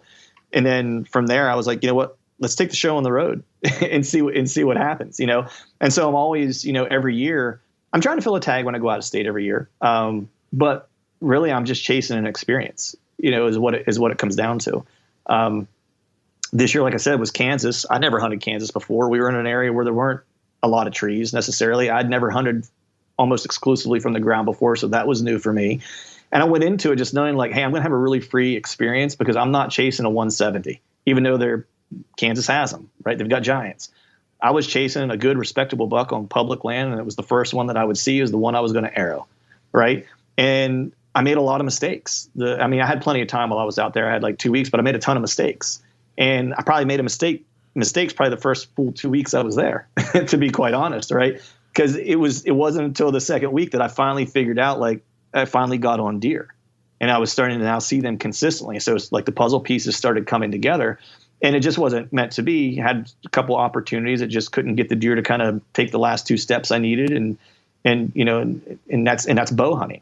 But I look back on it again in hindsight. I'm looking at it just like, you take a late season hunt and you swing, for the fences and you go out willingly knowing it's going to be hard and you make some mistakes and you step back and you look at it and I go, man, here are like 5 areas where I didn't know anything about anything when I got there. And now I got a lot better idea about hunting from the ground, sticking to the shadows, when I should, like, how soon should I draw, or when should I draw when I have a deer approaching? How do I need to set up my decoy? You know what I mean? Where should I be in relationship to my decoy? Like, all those things that you don't, I mean, you can watch a YouTube video, you can listen to two guys wax poetically on a podcast about it, like that you're currently doing, you know, but until you go out there and actually do it and see it for yourself, that's whenever rubber meets road and you're like, okay, I got it. You know, and it's like, and you're way less likely to make that mistake again. Yep. But if you don't put yourself in those kind of precarious situations, you know, you're going to be doomed to make those really fundamental mistakes until you just go out and do it. Right. It's like, you can't shelter yourself from those failures, you know, forever. You got to just go out and kind of do them. I mean, it doesn't matter what deer hunter worth their salt. Anyone who's really good has had those. I mean, you know, I'll give a good example, like Andy May, for example. I mean, it's just like that guy, like all that guy does is kill big deer. You know what I mean? But, you know, if you sit and you talk to him about like his approach and how he's developed it over the years, like, yeah, man, he's swung and missed too. You know what I mean? Like that's the approach. The thing we only ever see is the conversation about how the successful hunt went down and how smart I was and the grip and grin. Yep. You know, you don't really ever see people willing to kind of talk about, or very few people willing to talk about, hey man, this is where I screwed up along the way. You know, I had this opportunity, and it just didn't work out. And here are the three things I learned from it. Yep. Right. That to me is like the valuable stuff. Like the grip and grin is all nice to look at someone doing that, but someone who's willing to share with you the warts, like that's where the gold is. Yeah. Yeah. That's the stuff you learn from. And there is something to the reality of like like you said, you can consume whatever you want. And I want you to. I'm a content creator. I'm like, please keep consuming deer hunting information. Right. Everybody, like, please. Yeah, I'm not saying don't consume. Right? Ramp it up even. I don't care. You know, do you. But there's some things that you're not going to learn from me. You're not going to learn from Andy May. You're not going to learn from anyone. And I think they're most easily understood when you take somebody who's just take somebody who's in the stage of deer hunting where they've killed some does, they killed some little bucks, and they're like, you know what? I want that first big buck. I want that mature deer, the 135, 140, whatever caliber it is. There's such a consistent thing that happens in that stage where people tend to hit the wall for a while. Like they might, you know, have some encounters, but it breaks the deer's way every single time. And they just, timing of the draw, missing, bad shot, whatever. It just takes a while to get over that hump. And when they do, a lot of people who get over that, the big buck kills become more consistent. It might not be every year, but it's like, it's something changes there. And the other thing where you see that real world experience, like you just can't get from someone else, is what happens when the shot goes wrong. And I ran into this. I was reading a thread on something, might have been Bow Sight or something the other day, and it was about gut shots and liver shots, and the advice that was given in there. I was like, man, some of these people seem like they've never actually shot a deer poorly, or they're not admitting to it, or they've never been on a blood trail of a gut shot deer. And, you know, all these other factors come in, right? Like, well, what kind of broadhead were you using? What was the actual angle of the shot? Like, what was the reaction? All this stuff that's kind of gets left out in an internet conversation like that you would know if you shanked it and hit one in the guts and you go, here's all the things I'm factoring in. Because I've been down this road before, and I do not want to lose this deer. I know I killed him. I don't know when he's going to die, but I know he's going to, and I'd really like to recover him. And so you don't get those kind of like that kind of real world experience reading about it. And like, even if you post on the best hunting forum in the world and you're like, I shot a buck in the guts, what should I do? You're going to get 50 million different answers, and it's really not going to matter to your situation. Maybe there'll be something that rises to the top, you know, like please wait X amount of hours, or please do this or that. But mostly you got to go through that shit a bunch, whether it's something you did or you're helping your buddies out or whatever, to just like sort of frame your own, like carve your own path and go, you know, past has told me when I did this too early, it was a big mistake. Or when I pushed it, or when I talked myself into this, I did not get that deer. And when I just went to bed and got up an hour before first light and got out there, I found that deer 120 yards away, stone dead. That kind of experience, man, it is just freaking gold. And you don't get it. Like, you don't vicariously get it. Yeah, you can't get, that's the one, I think that's the one thing I love. One of the things I love most about bow hunting is that you can't cheat it. There is no cheating it, you know? And what you were saying earlier about, you know, people, you know, you see people giving advice or whatever the case is, and it seems like they may or may not have ever shot a bad deer or a deer poorly or whatever the case is. Or even whenever you start killing some decent deer, you hit a wall or whatever. It's like, I'm kind of in both camps. Like, I've eaten tag. Well, this year isn't over, but at this point I'll have eaten tags for 2 years straight at this point in multiple states. And last year I hit a good one in Missouri that was on film, which, you know, sucks even worse, and lost it. You know, and the year before that I was in Iowa and I missed the same big deer twice. And I kept finding him and refinding him. Now that had a happy ending because the last day of the hunt, I actually shot a really good buck at like 4:00 on my last day in Iowa. So things ended well, but you know, and I think the thing is when you have those mistakes or when you're doing those, you know, you're having these maybe challenges, if you will, you know, the worst thing you can do for yourself is be dishonest and untruthful to yourself. Like, be honest and own the outcome. You know, like, be accountable for whatever happened. It doesn't make you a bad person. But the first thing I needed to do when I missed that buck in Iowa was like, if I had any hope for filling that tag in Iowa with the days that I had remaining after I missed him the first time, I had to be really honest and be accountable for why I actually missed him. Not any like, oh, the sun was in my eyes. You know what I mean? Like, make up some excuse you can tell your buddies to make you feel better. Like, no, it was the biggest deer at that point I had ever seen from a tree. And I got shook and I rushed the shot and I shot under him. Plain and simple. You know what I mean? Like, that's all there was. That's all there was to it. Yep.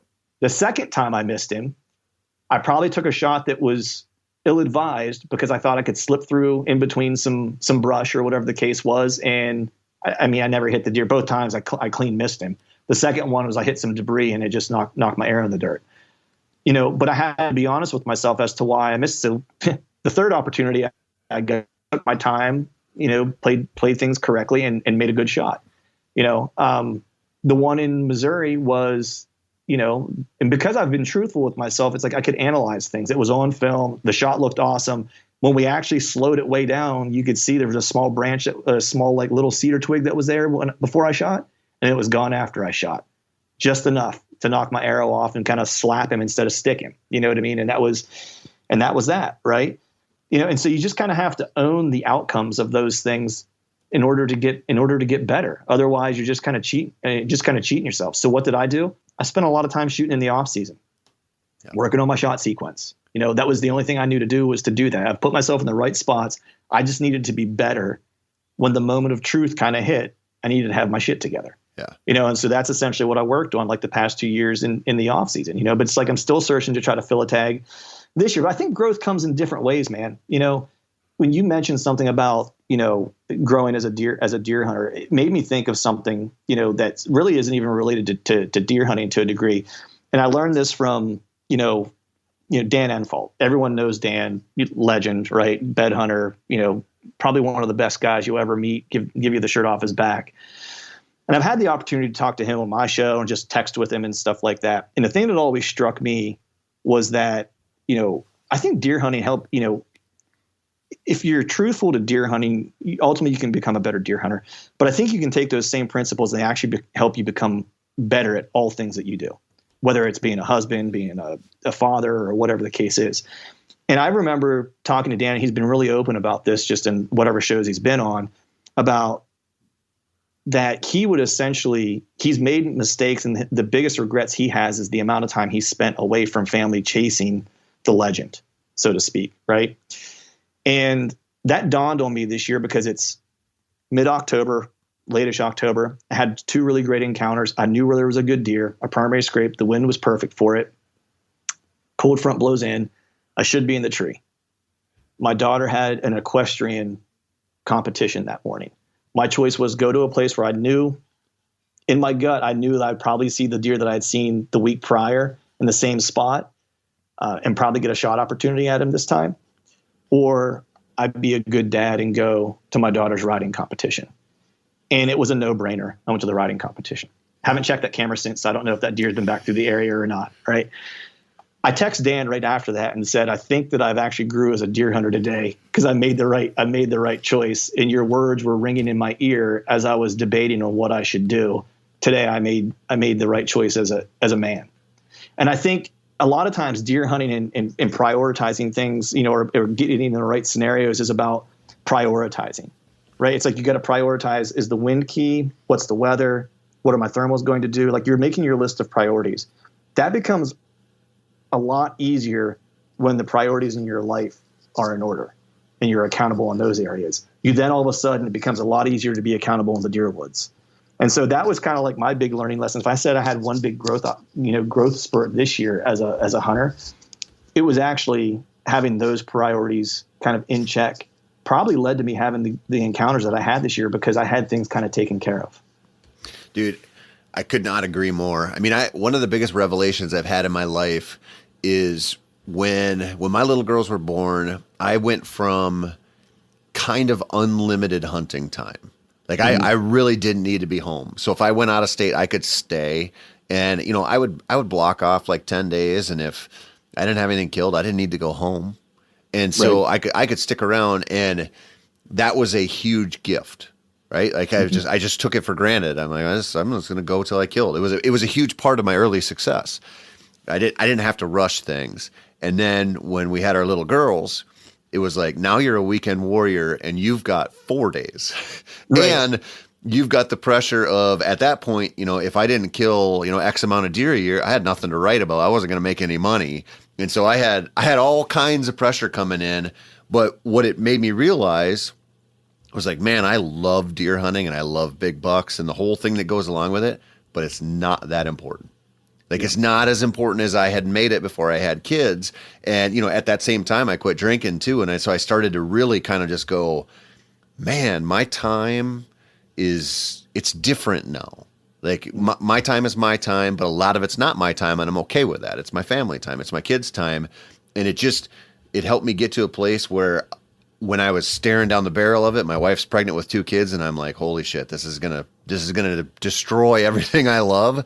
Really what it did was it just showed me, like, just use the time that you have left wisely. Use it and you'll be happier. And I had less time to hunt, and I cared way less about big bucks after that. And I started just tearing it up on those short hunts. And it was like, the thing that was different was my mindset. Mm-hmm. It wasn't like, you got to go be this badass big buck hunter. It was just like, I don't know, you got 4 days to fill a tag. You better figure out something. Don't waste the time you have, because you got to be home, Sunday night to take the girls trick-or-treating or whatever. And it put me in a place where I was just like, I'm filling tags like freaking crazy. And like, on paper, it should have went the other way.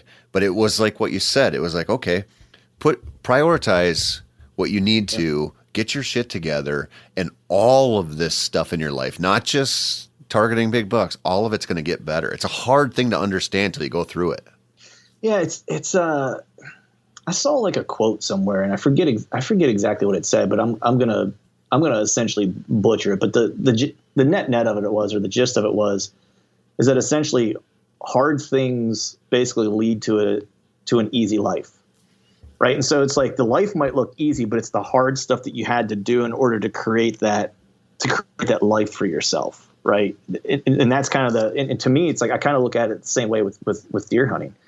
It's like going back to what we were talking about with late season. It's like taking those swings and misses, doing the challenging hunt, and going back to what we were just talking about with prioritization, like double dip. Like, that's my big thing, man. It's like, don't get a ton of time to get out. Like, I try to scout as much as I possibly can. And I do scout a lot, but I'm always trying to use like things for multiple purposes. It's like, even with my gear, it's like my gear, I try to make things have double purposes, so I'm not carrying extra stuff, And so when I'm out scouting, or when I'm out hunting for late season, I'm actually starting to scout for next year.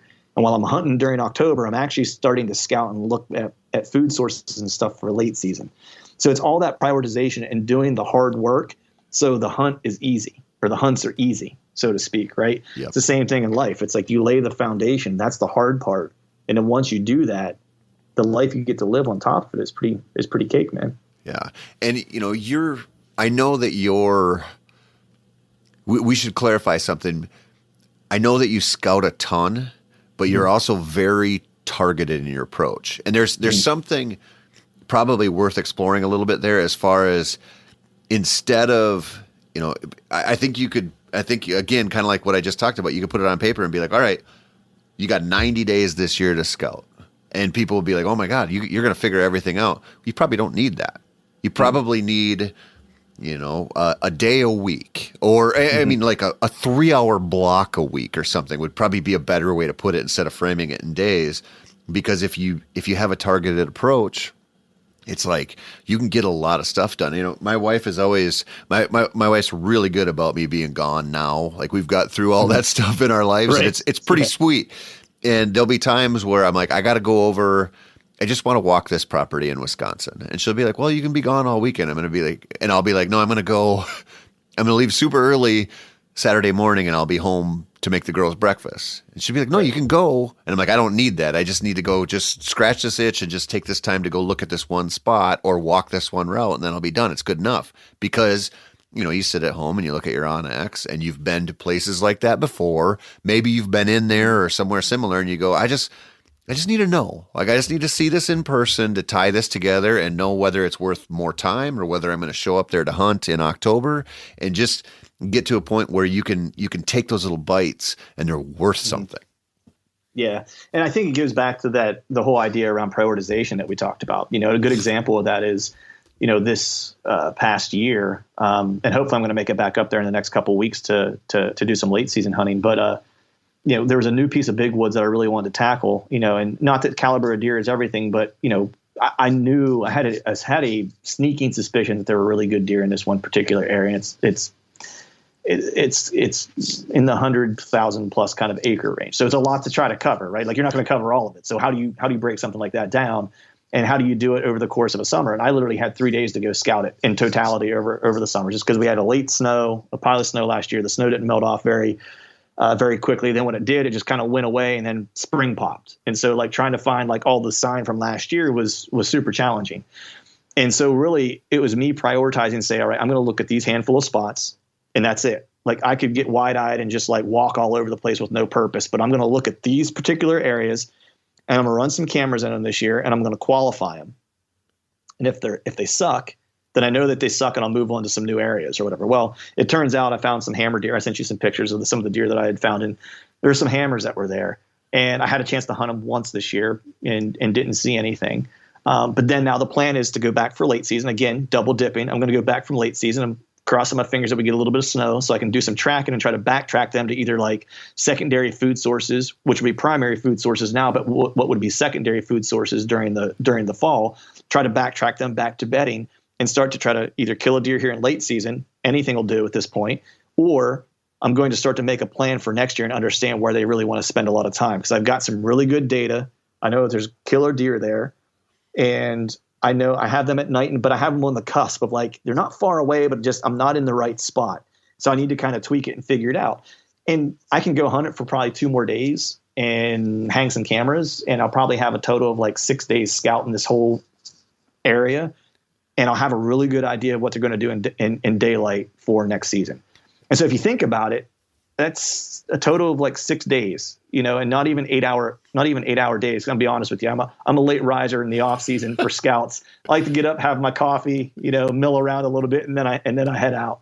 So in total, it's like I might have 6 days on that piece. And like I said, it's a total of probably like 100 and some odd thousand acres. And I've got some really good prime spots to take a swing at next year. Yeah. And so it's just really all about prioritizing and understanding terrain, knowing what habitat is there, taking a small bite, getting some data, and then using that data to kind of fuel your AI machine, if you will, to try, and then to really kind of throw gas on the fire of like, all right, now I know what I'm looking for. Let's go find more of that. And where do I see spots that look similar to those places? Yeah. Well, and kind of tucked into that lesson there is the long game approach. Mm-hmm. And that's something we kind of we portray this image a lot of times that it's like, all right, e-scout, find the spot, go in there, scout it, hunt it, kill buck, go, move on, whatever. And when you talk to people who are pretty into public land hunting and target big bucks fairly often, it's always the same kind of conversation, right? Like when you're talking about, like, yeah, I'm going to draw Iowa next year. It's like, oh, have you been down to the Les Hills? Have you been into this spot? Have you been into that spot? And you realize that people who are doing this a lot are just there. It's not like I'm just scouting for this year, or it's not like you're just going into a spot because you're like, I'm going to kill a big Pennsylvania buck on this piece of public land this year. It's like, I'm going to go feel around in here and see what kind of vibes I get. And if it's right, like I'm going to start digging in a little bit deeper, and it might not be this year. It might be 3 years from now, but you might swing back around there, or you might just work on it for a couple of years before you even hunt it. But you're just going, is this a place where this can happen or not? And you don't figure that out like right away most of the time. I've had a ton of people ask me about my Iowa hunt last year on public land. And, like, how'd you find that spot? Where were you hunting? Everybody wants to know where you're hunting. Obviously I'm not going to tell them, but I started thinking about it because I didn't scout that place a ton. I turkey hunted it with the intention of scouting it. And then I did swing through coming back from an antelope hunt, and looked at some properties that were there that kind of interested me. But I didn't have a bunch of time there. But I did have a bunch of time in the state over the last, 5 or 6 years, looking at different properties, just going like, man, I don't hate this ground, but the camping sucks. So for my kind of hunting, it's not great. Or I don't mind this, but there's like a lot of evidence of hunters here. And so that's kind of like, no, I'm not really convinced. And then I found the spot that I hunted, and I was like, okay, this is worth that extra investigation. Then it became worth, okay, now I'm going to pay for that freaking tag, and I'm going to go down there and I'm going to take those dates and do it. But it sounds, you write an article about it or you talk about it on a podcast, whatever. It's kind of like, it sounds like a very simple thing, but a lot of the best public land hunts, there's years built in there, whether you're at home or on the road. It's not just like so simple as just like, here's the spot, now I go hunt it and kill one. Yeah. A lot of times, especially, out of state for me, it's a lot of freelance, just by nature of what I do for a living and being able to get away and stuff like that. But to your point, I play the long game at a lot of other places. So I get a lot of intel on things that work and terrain features that are gonna work, and just like what we were talking about earlier, building that neural network of information of deer hunting information. So it's like I've seen different things, and if I see that same thing in Iowa or in Kansas or whatever, I kind of will know what the setup needs to look like, or whether or not it's going to be an area that might have deer. But that spot in PA is certainly a long game. Like my intention was that maybe in 3 years I'll kill a deer on it, and I wasn't even planning to hunt it this year. And truthfully, I thought it would take me till next year to find good deer. And so I felt like I was almost like a year ahead because I got on really good deer, the first year, and I had them in daylight all leading up to the fall. And then when they shifted, like I was still getting them, but now I was getting them at night essentially. Yep. And so for that spot specifically, next year feels like the year that I'm probably going to hunt it. I'm on the fence as to whether I'm going to travel for whitetails next year. So it might be my travel hunt. It'll be in state, but it might be my travel hunt. But staying true to my style, I, on a whim, on a shotgun kind of whim, bought an Idaho elk tag. Never been to Idaho. Probably not going to get a chance to go scout or do any scouting, but I'm going to go to Idaho and wing an elk hunt for next year. So I'm going to have a little bit of both, man. The other thing is too, man, I really, the value for me in the long game came from working a lot with my buddy Chad Sylvester. He and I went to Kansas together, and he killed like a 170-inch deer. It was a hammer of a buck. Great hunter. But he has a really like annual kind of approach with trail cameras and trail camera data. And it was spending a lot of time with him and hunting with him, scouting with him, hanging trail cameras with him and stuff like that was really where I learned, I kind of knew how to do, or use annual data or whatever, but the way he does it is just so much more specific in specific areas, to where once I kind of understood his method, like I was able to kind of port it over to like the places I'm hunting solo and stuff like that, and kind of use that same approach. And so I rely a lot, especially locally, on annual trail camera data. It's not the end all be all. It's a tool. It's not my strategy. It is a tool by which I make my strategy, and kind of qualifying a piece, understanding, especially during the rut time frame, what time certain areas are going to turn on, travel corridors or whatever the case is, what time are deer coming through, being able to timestamp them, backtrack them, where's the closest bedding, where's the closest secondary food, all those types of things. But I use that annual data, and I've watched it bear out so many times on specific deer year over year within specific kind of like couple day windows, to where it's like I really start to use that now, going back to prioritization again, to where it's like if I am going to go hunt, I'm like, it's this 3-day window because I know, and look, there's still deer, there's still wild animals, it's still public land. They may or may not show up. I can guarantee you that they're going to be in that area during that time frame. They may not be in that spot, and so that's when the scouting, that's why I'm saying the cameras are a tool, not a strategy. You still need to kind of go in and kind of understand what's going in your woods and where are they going to potentially be within that 3-day window, because you can almost guarantee they're going to be in the area, but where exactly and why are they going to be in one spot versus another? Yeah, that's his approach, and that dude knows what he's doing. His approach is fascinating because we hang cameras, we check them, or it's more and more cell cameras now, and it's like, okay, they're moving now, I guess I'm going to go hunting, or they're not moving now, I guess I'm not going to go hunting. If they're moving, you've already missed it. Yeah, exactly. Yeah, and that's something. So I'm glad you put that way, because I bumped into people on the road when I'm hunting certain chunks of public land who have the same amount of time as me, and they're trying to run a trail camera program in like 4 days or 5 days on a property they'd never been to. I'm like, what do you do? Like, how does this seem like a good idea to you?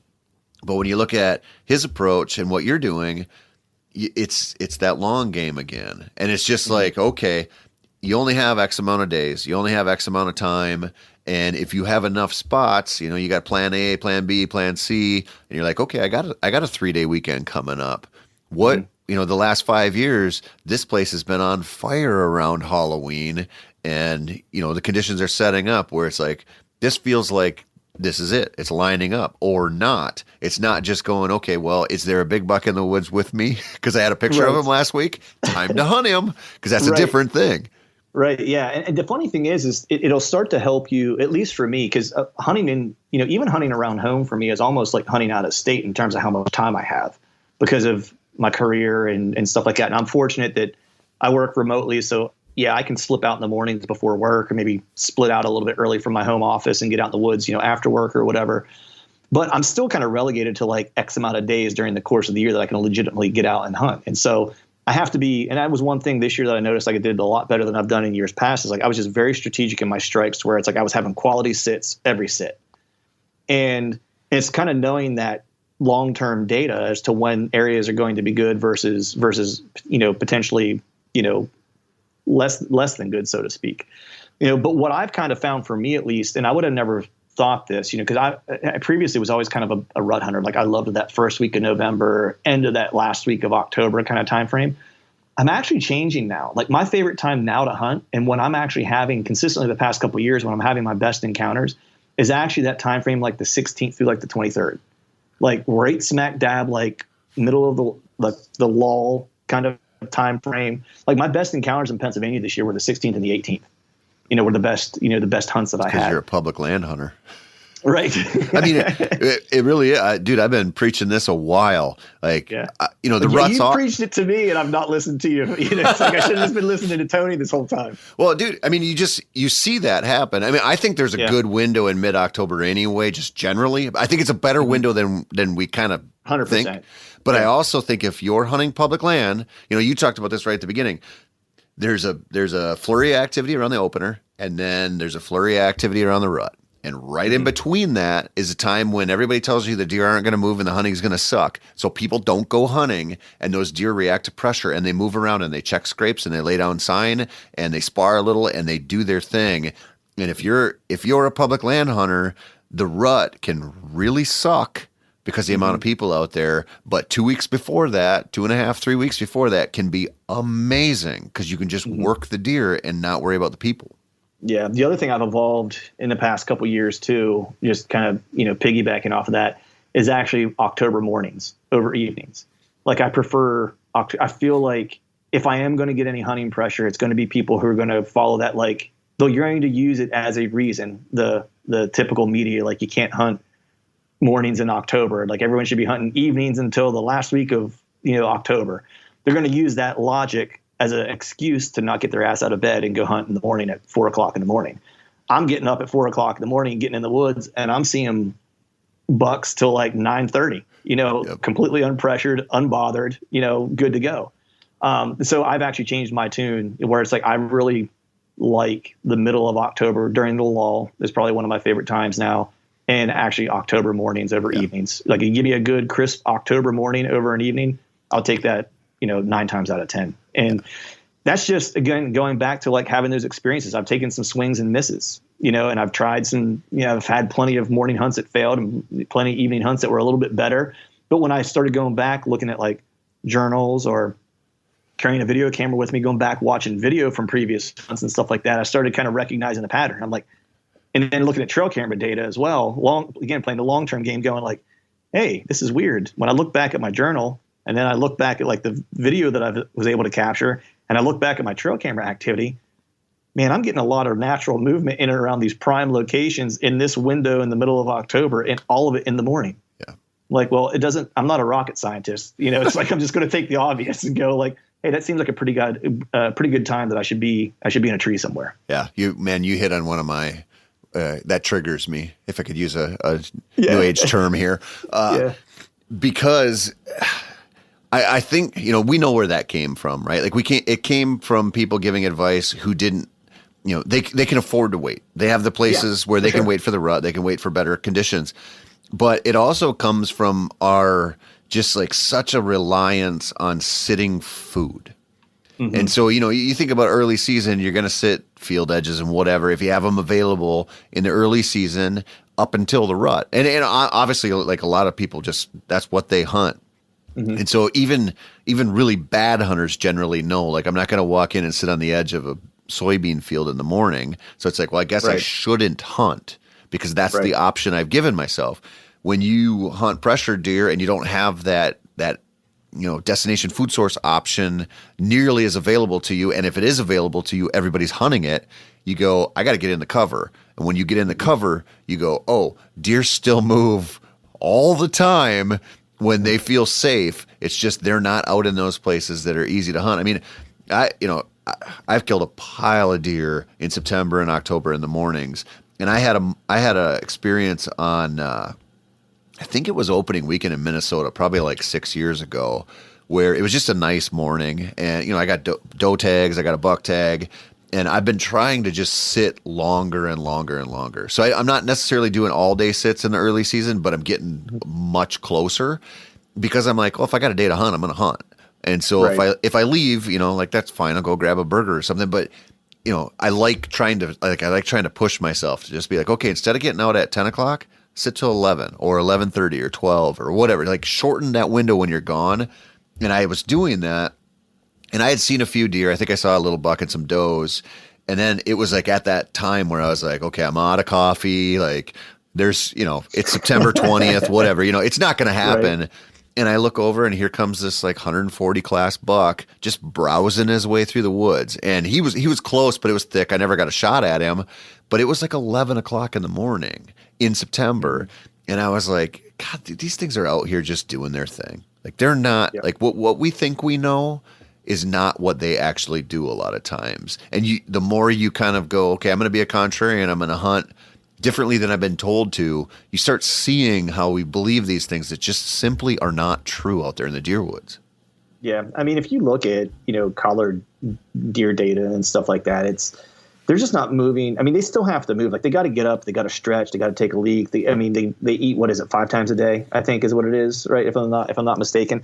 So they've got to go eat at some point while they're bedded down. So if you think about it realistically, right, during the course of 24 hours, if they get back to bed at 6 o'clock, like they've got to get up sometime around 10 to go grab a munch somewhere. You know what I mean? So it's like, I mean, I think during that time of year, it's important to be like up in their wheelhouse. I'm not saying you need to hunt like necessarily right over their bed, but the closer you are to it, obviously the better off you are, but they're not a lot of opportunities.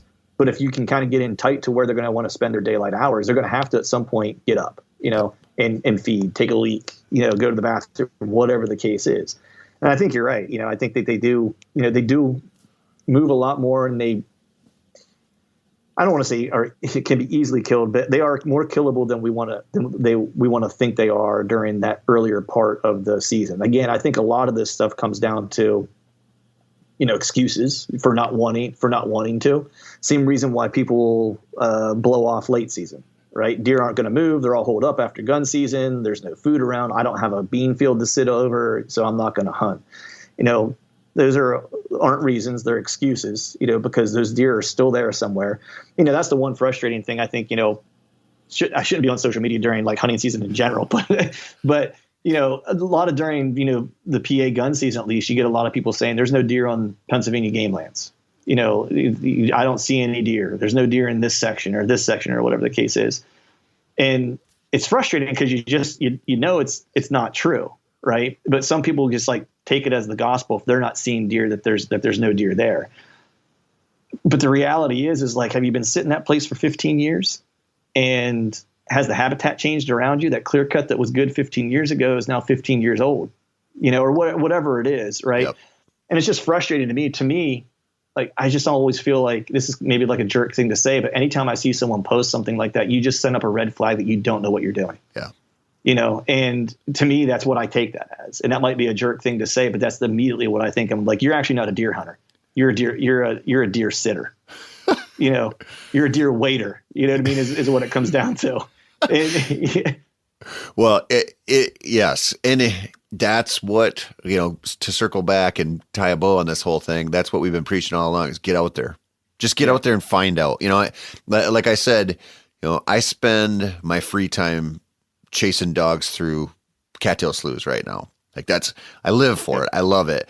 And the amount of deer that I see and the amount of beds that I find on public land right after the gun season went through is always incredible to me. And I promise you, I could go into every dive bar in all these little towns and start talking to anybody wearing camo or blaze orange and be like, hey, do you think there's any deer left on that, 320 acres of public land right outside of town? And they'd be like, this guy's crew hunts through there. That guy's crew hunts through there. There's no way. And those deer are in there and they never left. So we now know if Tony shows up on the next Meat Eater show with a black eye, we'll now know what conversation Tony had at the bar this week. Yep. Yeah, well, I don't spend a lot of time in bars right now, but I promise you. I forgot about that. Yeah, I promise you that I could find people. That was a jerk thing to say. I know that mentality is out there, and I know that it is not good for you as an individual hunter if you want to have more fun out there, fill more tags, and just become better. We got to wrap this up, buddy. One last question. You've got a buck tag left in PA. You got doe tags left. Yep. Let's talk about that buck tag for just half a second. All right. You said before it's green light city. Mm-hmm. If he comes through, where did your standards drop to now with that buck tag? Oh man, that's a tough one. I'm always kind of, this year's a little different than most. I'll put it that way. There is a particular deer that has caught my fancy. And I've told myself at the beginning of the year, and I hate doing this, I typically don't chase a single deer, especially on public land, but this guy is just really unique. And I figured out where he was bedded too late. And when he shifted, essentially like mid-October, he started moving, and I kind of lost him, and I caught up with him around the 20th and again around the 27th, and I missed him by a day 2 different times. He is kind of the deer that I'm after. It's him or bust for me, essentially. But I will put it this way, that if a good-looking Pennsylvania public land buck comes by that makes me get excited, I'm going to stick an arrow in him. So I'm going to academically say the one deer that I'm after, because he's the one I've been kind of obsessing over this year. But the reality is if it gets my heart a pitter patter, then there could be some carbon flying. And you should work in the outdoor industry, because that was a great lesson in weasel words right there. Yeah, you like that? Yeah, you didn't pin yourself down to anything. You left yourself an out to shoot a little one, but we don't know how small it is. We know you're targeting a big one. I love it, man. Clint, where can everybody find your podcast, your social media, all that stuff? Yeah, you can follow me at Truth from the Stand on Instagram and Facebook, active there. Got some stuff up on YouTube, and the podcast is Truth from the Stand Deer Hunting Podcast. You can find that everywhere that podcasts are available. Awesome. Thanks, buddy. Thanks, buddy. I appreciate it. That's it for this week. Folks, be sure to tune in next week for more whitetail-y goodness. This has been the Wired to Hunt podcast, and I'm your guest host, Tony Peterson. As always, thank you so much for listening. And if you're looking for more whitetail content, be sure to check out themeateater.com/wired to see a pile of new articles each week by Mark, myself, and a whole slew of whitetail addicts. Or head over to the Wired to Hunt YouTube channel to view the weekly content we put up.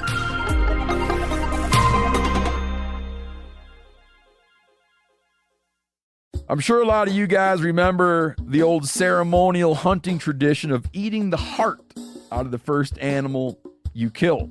Meat from those organs are among the most nutrient-rich foods on the planet. You can get those same benefits your ancestors craved via convenient daily capsules from Heart and Soil. Find out more at heartandsoil.co. And remember, use code MeatEater for 10% off your purchase. You ever get that feeling the walls closing in, the concrete jungle suffocating you? You crave some wide open spaces, the chance to connect with nature, maybe in a spot all your own. Well, head over to land.com. They've got ranches, forests, mountains, streams, you name it. Search by acreage. You can search by location. You can search by the kind of hunting and fishing you're dreaming of. Land.com. It is where the adventure begins.